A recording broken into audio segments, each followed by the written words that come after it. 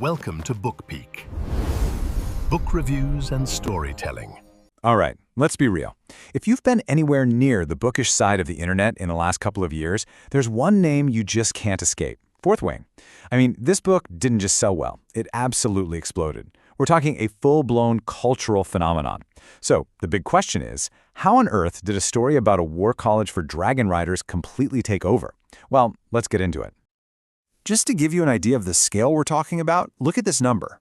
In its first year alone, the book sold over 2.7 million copies. That's not just a bestseller, folks. That is a literary juggernaut.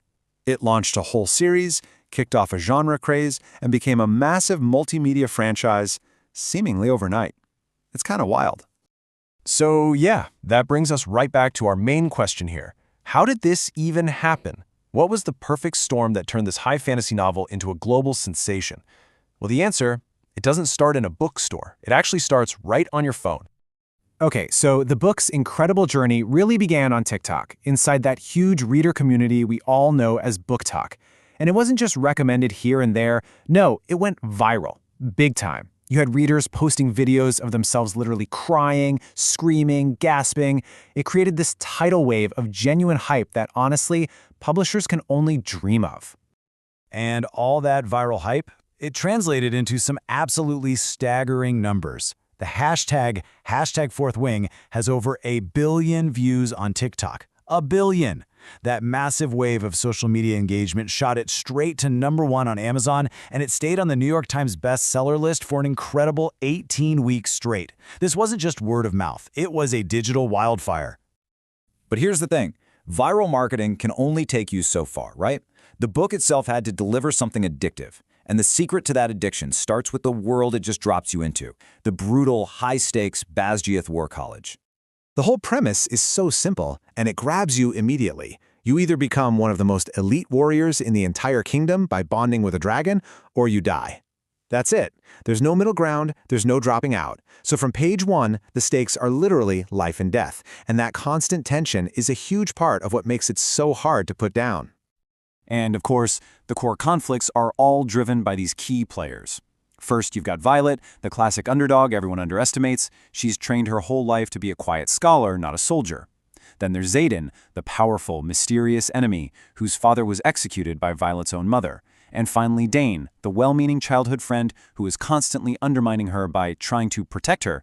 It's just a perfect setup for conflict, for loyalty tests, and yeah, for romance.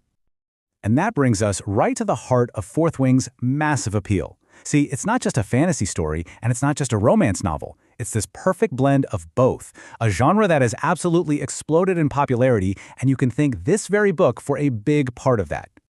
You know, this quote from the Berkeley Fiction Review really just nails the emotional core of why so many people fell in love with this book.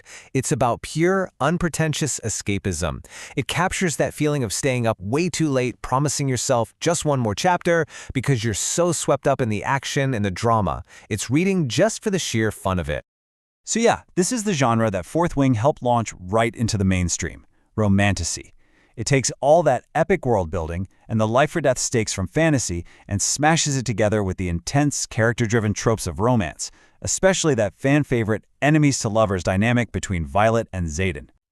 Now, we've got to be fair here. While the book is wildly beloved, it's not without its critics. And I think part of understanding this whole phenomenon is looking at both sides, the stuff that fans absolutely adore and the literary flaws that critics tend to point out.